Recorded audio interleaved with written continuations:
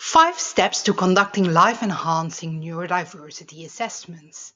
Hello, everyone. My name is Joyce Froman. I'm a researcher turned psychologist and entrepreneur in the area of neurodiversity assessment.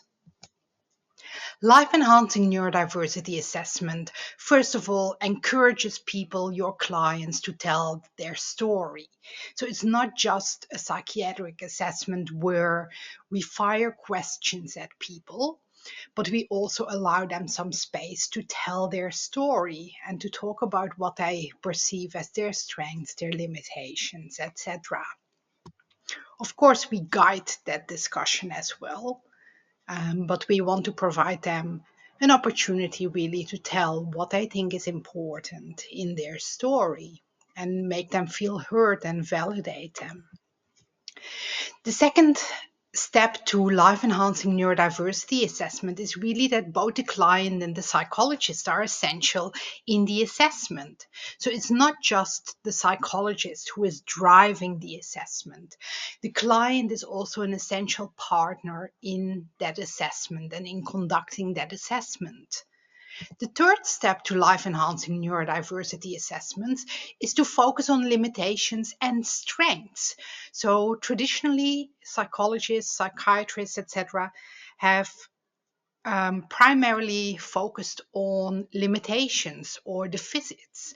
But in a life enhancing neurodiversity affirming assessment, we also focus on people's strengths.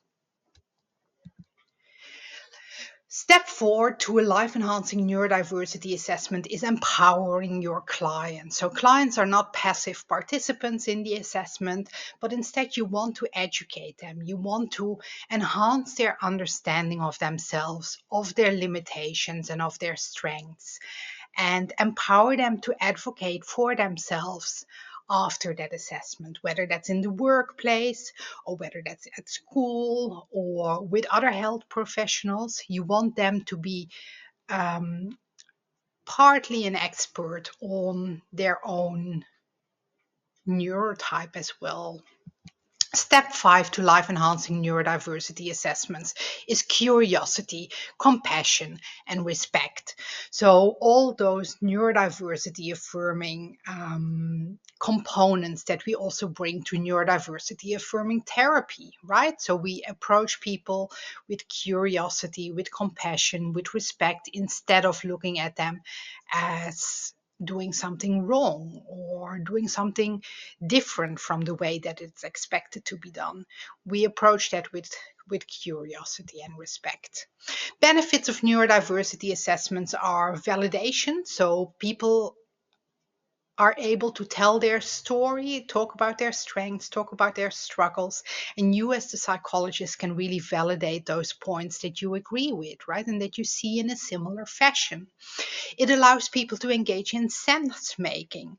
So the psychologist helps the client tie together different bits and pieces of sense making that they have already been doing and kind of put it into a bigger picture and really reflect on what makes sense in terms of things that we often observe in neurodivergent individuals, for example.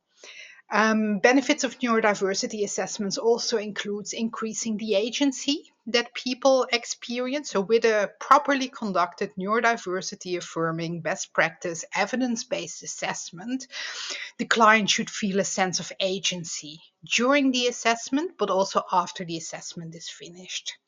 And finally, benefits of neurodiversity assessments would be that they enhance communication. So, knowing that you are neurodivergent, in what way this incorporates your strengths and your limitations, really allows you to communicate more efficiently and more effectively in different settings, like, for example, the work setting or the school setting.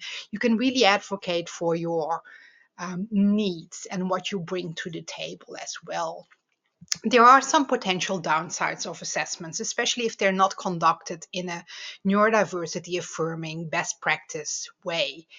One potential downside of conducting an assessment and having an outcome of an assessment is stigma that can be attached to the concept of neurodiversity. So sometimes people themselves are not ready to undergo an assessment, to accept a diagnosis of neurodiversity, or people around them are not ready.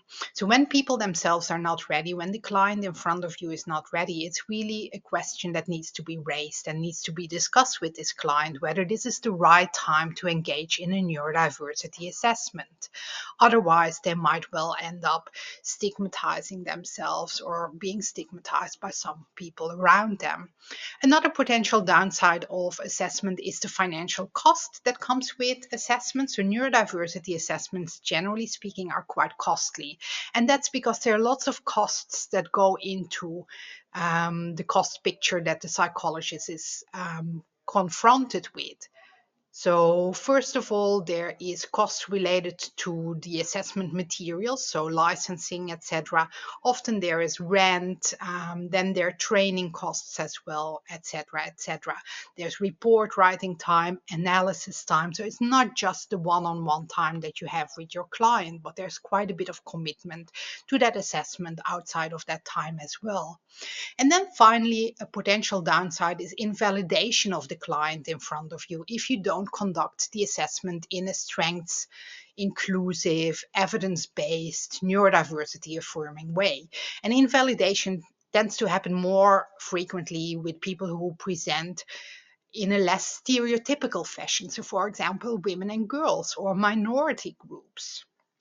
So, overall, neurodiversity assessments really can be life enhancing and life altering for clients. So it's a really important part of psychological practice. Importantly, life enhancing neurodiversity assessments validate a person's experience, they validate their strengths and their limitations, and also they order and integrate a person's story into the scientific and clinical knowledge and experience and really further that understanding that a person has about themselves and their strengths and limitations already. Okay, so if you're interested in client centered, best practice, evidence based, neurodiversity affirming assessment, and want to start running high quality ADHD assessments in as little as 3 hours, check out my online course on www.courses.joycefroman.com. This is a really nice course that teaches you in a relatively short period of time all the tools and tips and tricks that you need to know to start running your own neurodiversity assessment as a psychologist.